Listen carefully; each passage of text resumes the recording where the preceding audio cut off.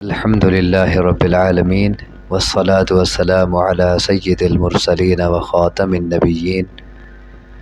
اعوذ باللہ من الشیطان الرجیم. بسم اللہ الرحمن الرحیم. سورۃ طٰہٰ ابتدا سے. بسم اللہ الرحمن الرحیم.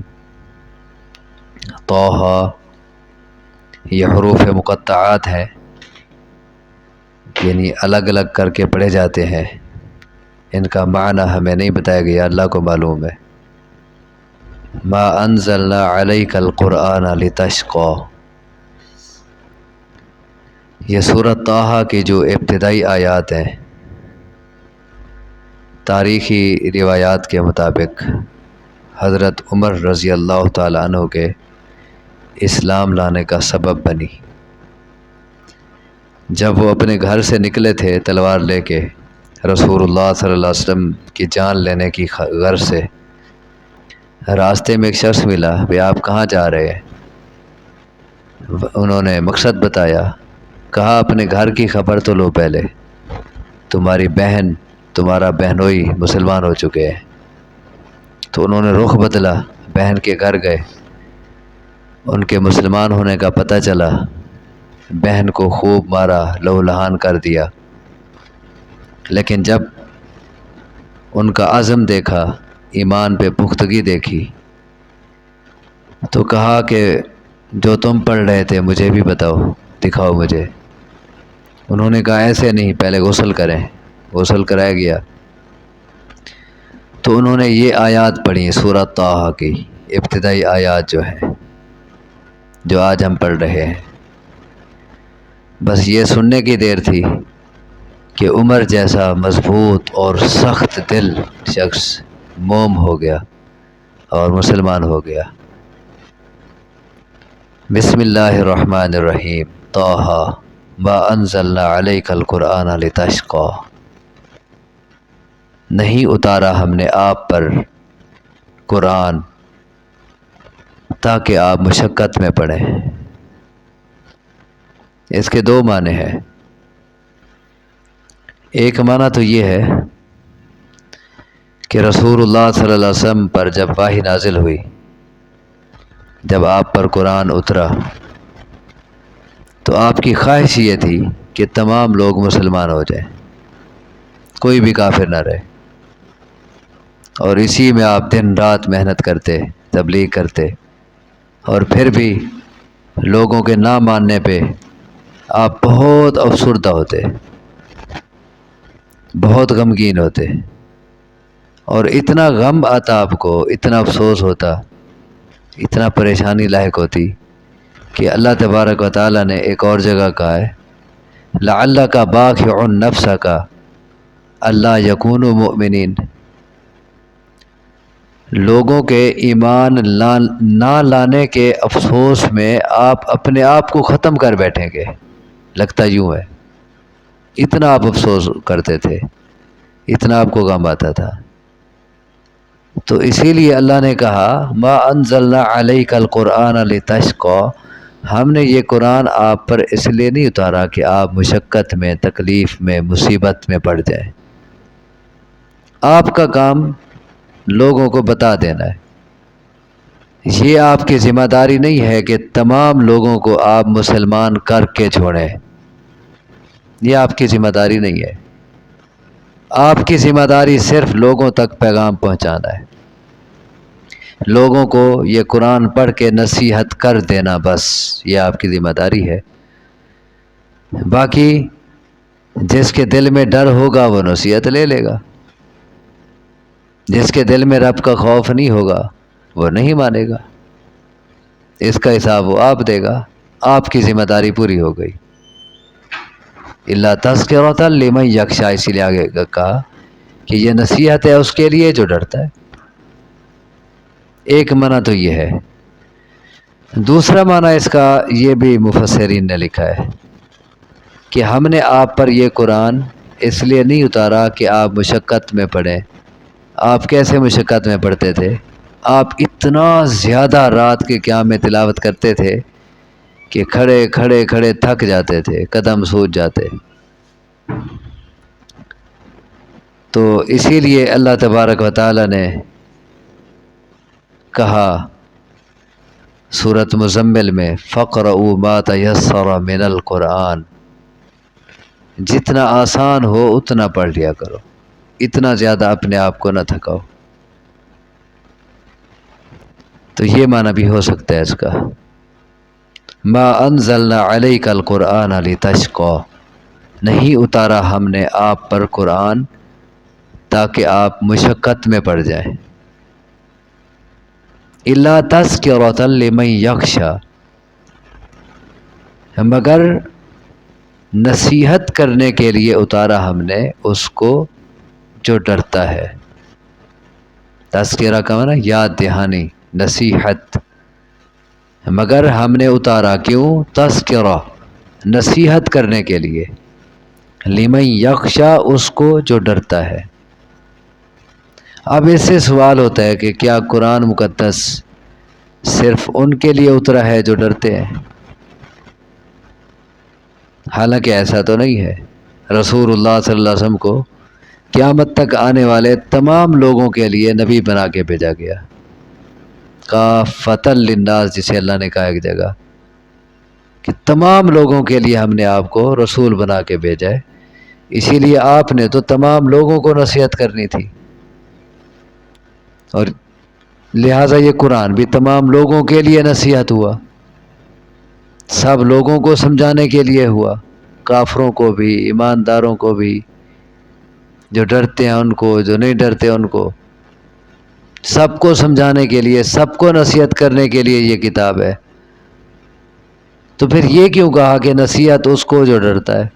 یہ اس کو نصیحت کرنے کے لیے، اصل میں فائدہ وہی اٹھاتے ہیں، نصیحت کر تو سب کو دی جاتی ہے، لیکن اصل نصیحت آتی ان کو ہے، نصیحت لیتے وہ ہیں جو ڈرتے ہیں، اسی لیے نتیجے کے طور پر کہا کہ یہ ان کو نصیحت ہے در حقیقت جو ڈرتے ہیں، باقی نصیحت لیتے ہی نہیں۔ جیسے اور جگہ کا ہے سَيَذَّكَّرُ مَن يَخْشَىٰ وَيَتَجَنَّبُهَا الْأَشْقَىٰ، نصیحت ان قریب نصیحت لے گا وہ شخص جو ڈرتا ہے،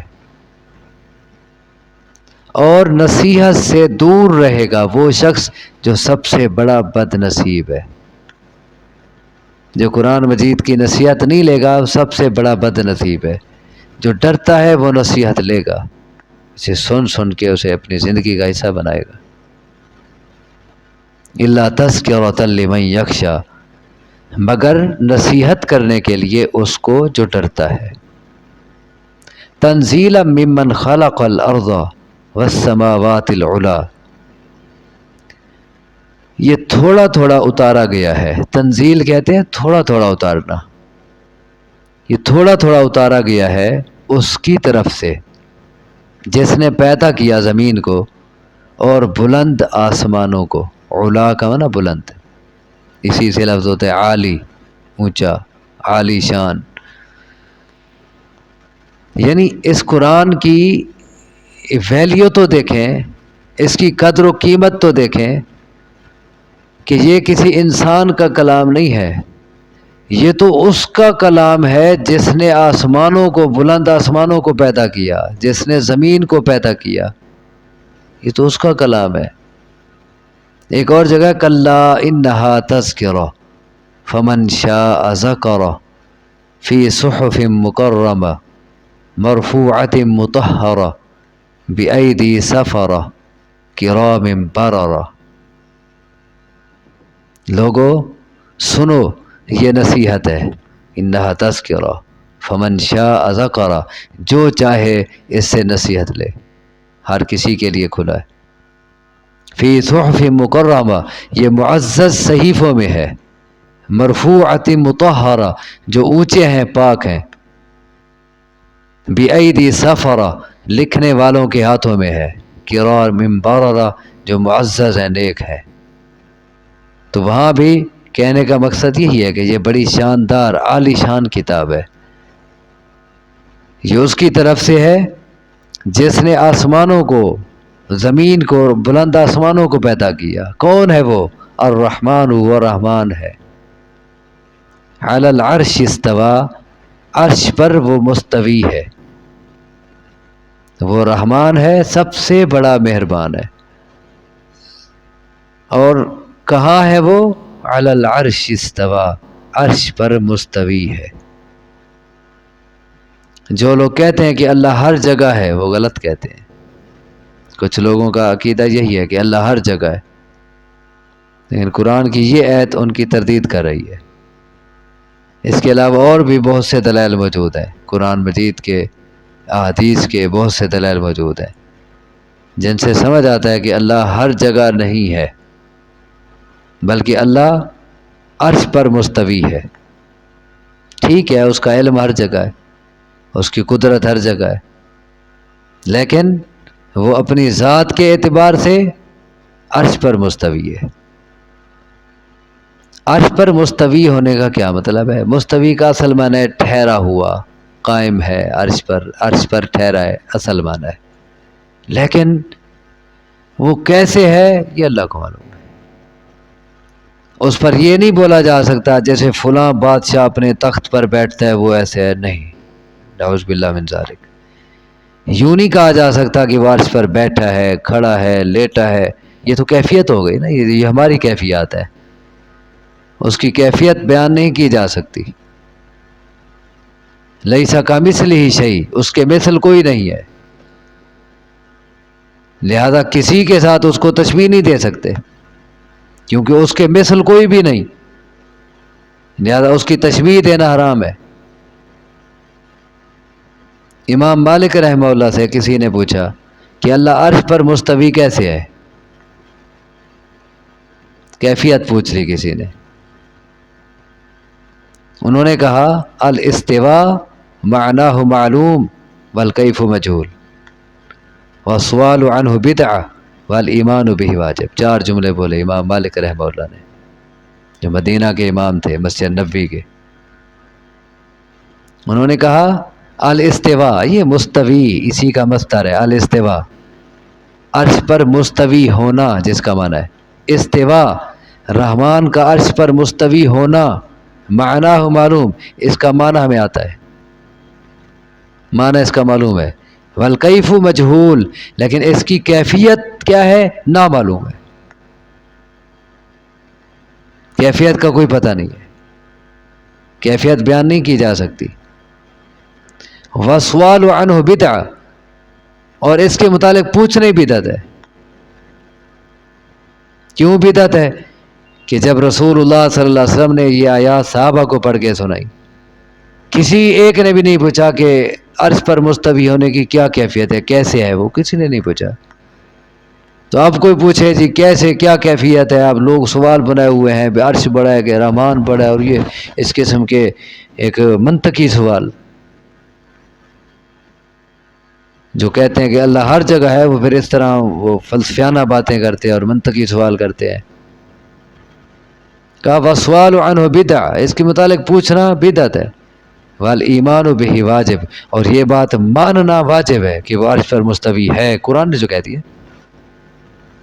یہ بات ماننا واجب ہے، فرض ہے، ورنہ اگر بندہ نہ مانے، کہے عرش پر نہیں ہر جگہ ہے، تو اس آیت پہ ایمان نہیں رہے گا۔ الرحمن علی العرش استوی، رحمان عرش پر مستوی ہے، وہ رحمان ہے جو عرش پر مستوی ہے۔ لہو ما فی السماوات وما فی الارض وما بینہما وما تحت الثری، اسی کے لیے ہے، یعنی اسی کا ہے، کیا؟ جو کچھ آسمانوں میں ہے اور جو کچھ زمین میں ہے اور جو کچھ ان دو کے درمیان ہے اور جو کچھ خاک نمناک گیلی مٹی کے نیچے ہے، سب اسی کا ہے، باقی کوئی چیز رہی باہر؟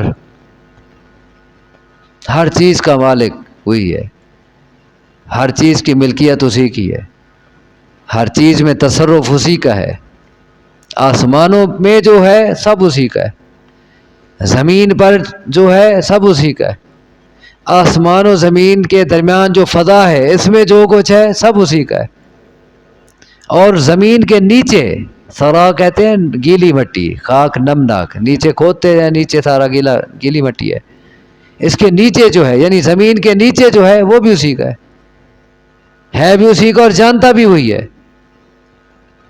اب تک انسان پوری تہہ تک نہیں پہنچا بھی نیچے کیا ہے، نئی نئی دریافتیں ہوتی رہتی ہیں بھی فلاں چیز دریافت ہوئی ہے، فلاں جگہ سے فلاں چیز نکلی ہے، لیکن کیا کچھ ہے یہ صرف اللہ جانتا ہے، اور مالک بھی وہی ہے۔ اتنا بڑی ملکیت اور کسی کی ہو تو دکھاؤ، اتنا بڑا مالک اور کوئی ہو، اتنا بڑا بادشاہ اور کوئی ہو، نہیں ہے۔ وَإِن تَجْهَرْ بِالْقَوْلِ، اور اگر آپ اونچی کریں بات، تجہر، جہر کہتے ہیں اونچی کو، اسی سے ہوتا ہے جہری نماز، سری نماز، جہری نماز، سری نماز جس میں قرات ایسا ہوتی ہے، جہری نماز جس میں اونچی ہوتی ہے۔ وَإِن تَجْهَرْ بِالْقَوْلِ، اور اگر آپ اونچی کریں بات، فَإِنَّهُ يَعْلَمُ السِّرَّ وَأَخْفَى، پس بے شک وہ تو جانتا ہے راز کو اور اس سے زیادہ مخفی کو۔ بات سے مراد قول، اگر آپ اونچی کریں بات، بات میں کیا آ جاتا ہے؟ قول میں ذکر آ جاتا ہے، تلاوت آ جاتی ہے، دعا آ جاتی ہے، آپس کی باتیں آ جاتی ہیں۔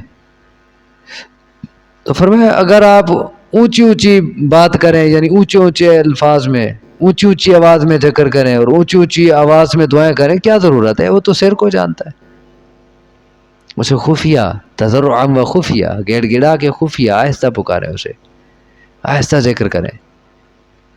یہ ذکر میں شور مچانا اور اللہ ہو اور اللہ ہو اور شور مچا مچا کے کہنا، یہ اونچی اونچی آواز سے دعائیں کرنا نہیں۔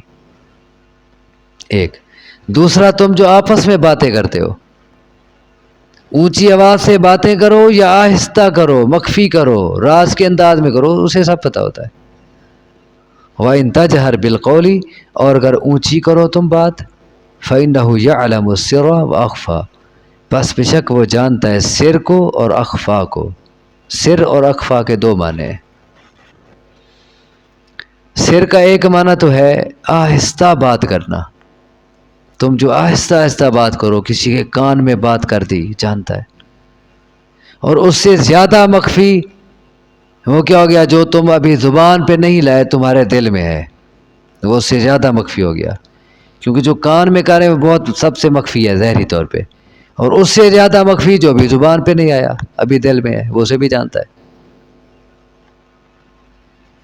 جیسے اور جگہ ہے وَلَقَدْ خَلَقْنَا الْإِنسَانَ وَنَعْلَمُ مَا تُوَسْوِسُ بِهِ نَفْسُهُ وَنَحْنُ أَقْرَبُ إِلَيْهِ مِنْ حَبْلِ الْوَرِيدِ، ہم نے انسان کو پیدا کیا ہے، اس کے دل میں جو وسوسے آتے ہیں، جو خیالات آتے ہیں، ہم انہیں بھی جانتے ہیں، ہم انسان کی شاہ سے بھی زیادہ اس کے قریب ہیں۔ ایک معنی تو یہ ہوا سر آہستہ بات، اخفا اس سے زیادہ مخفی دل کا راز۔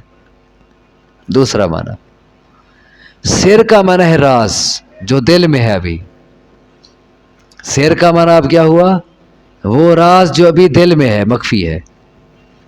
اور اخفا اس سے زیادہ مخفی، جو انسان خود بھی نہیں جانتا کہ آئندہ لمحوں میں دل میں کیا بات آئے گی، دل کیا سوچے گا، آئندہ کیا ہونا ہے، ہم ہنسیں گے، روئیں گے، کیا ہوگا، کیا نہیں ہوگا، یہ ہو گیا آئندہ جو ہونا ہے۔ اللہ اس کو بھی جانتا ہے، انسان نہیں جانتا۔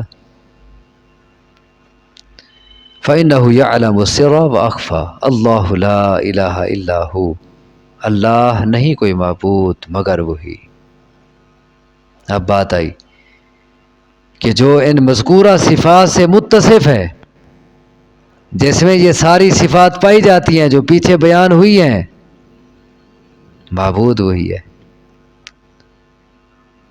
عبادت کے لائق وہی ہے، عبادت اسی کا حق ہے جو آسمان و زمین کا خالق ہے، جو عرش پہ مستوی ہے، اس کائنات میں جو کچھ ہے اسی کا ہے، جو ظاہر بھی جانتا ہے، باطن بھی جانتا ہے، عبادت پھر صرف اسی کی ہے۔ لہ الاسماء الحسنی، اس کے نام ہیں بڑے خوبصورت، اس کے جتنا نام ہے وہ خوبصورت ہے۔ للہ الاسماء الحسنی فادعوہ بہا، اللہ کے نام بہت خوبصورت ہیں، اللہ کو اس کے ناموں سے پکارو۔ تمہیں جو جو ضرورت ہے اس کے مطابق اس کا نام موجود ہے، اس کو اس کی صفات کا واسطہ دو۔ تمہیں رزق کی ضرورت ہے، اسے رزاق کہہ کے بلاؤ، اسے رازق کہہ کے بلاؤ۔ تمہیں کوئی اور چیز چاہیے تو اسے وہاب کہو، عطا کرنے والا۔ کوئی بھی تمہیں ضرورت ہے دنیا کی، کوئی مشکل ہے تو اس کے حساب سے اس کے مختلف ناموں کا، اس کی مختلف صفات کا اسے واسطہ دے کے اسے بلاؤ۔ للہ الاسماء الحسنی فادعوہ بہا، اللہ کے نام خوبصورت ہیں، اللہ کو اس کے ناموں سے پکارو، حکم ہے۔ لیکن پکارنا کس کو ہے؟ صرف اللہ کو۔ یہ کہیں نہیں کہا گیا کہ رسول کو پکارو، ولی کو پکارو، بزرگ کو پکارو، یہ کہیں نہیں۔ اللہ، اس کے سوا کوئی معبود نہیں، اسی کے نام ہے خوبصورت۔ اچھا، یہ بات ساری قرآن کے حوالے سے کی جا رہی ہے۔ یہ اللہ کی صفات کس پس منظر میں بیان ہوئی ہے؟ قرآن کے حوالے سے، کہ اللہ وہ ہے جس نے قرآن آپ پہ اتارا ہے، اور یہ قرآن اس کی طرف سے اتارا گیا ہے جس میں یہ صفات ہیں۔ اب اسی پس منظر میں یہ بھی کہا کہ جو تمہارے ظاہر کو جانتا ہے، باطن کو جانتا ہے، تمہارے راز کو جانتا ہے، تمہارے دل کے مخفی وساوس کو جانتا ہے۔ تو اس میں کیا مقصد ہوا؟ یہ قرآن اس نے اتارا ہے جو انسان کی نفسیات سمجھتا ہے، انسان کی ترجیحات جانتا ہے، انسان کے رجحانات جانتا ہے، اس کی کیا تمنائیں ہیں، کیا آرزوئیں ہیں، کیا اس کی ضرورتیں ہیں، وہ سب کو جانتا ہے، اور اس نے یہ قرآن اتارا ہے۔ لہذا یہ انسان کی عین نفسیات کے مطابق ہے، انسان کی عین فطرت کے مطابق ہے۔ اسی لیے اب کوئی کہے جی یہ مشکل ہے اور یہ مجھ سے نہیں ہو سکتا، یہ اس کی کم عقلی ہے۔ یہ ایسا نہیں ہے کہ انسان کی فطرت کے خلاف ہو، یہ انسان کے لیے یہ مشکل ہو، مشکل میں انسان پڑ جاتے۔ دیکھیں نا، پہلی آیت تھی ما انزلنا علیک القرآن لتشقی، ہم نے یہ قرآن اس لیے نہیں اتارا کہ آپ مشقت میں پڑ جائیں، یعنی اس کو اپنانا، اس کو زندگی کا حصہ بنانا، یہ مشقت میں پڑنے والی بات نہیں ہے۔ یہ تو الٹا آپ کو ایسے راستے دکھائے گا جس میں نتیجے کے طور پر آپ کے لیے آسانیاں ہوں گی، یہ تو آپ کو مشکلات سے نکالے گا، یہ تو آپ کے بوجھ اتارے گا۔ اللہ تبارک و تعالیٰ سے دعا ہے وہ مجھے آپ کو سمجھنے کی، عمل کی، اسے سیکھنے کی، اسے سکھانے کی توفیق عطا فرمائے۔ اقول قولی ھذا واستغفر اللہ لی ولکم وآخر دعوانا ان الحمد للہ رب العالمین۔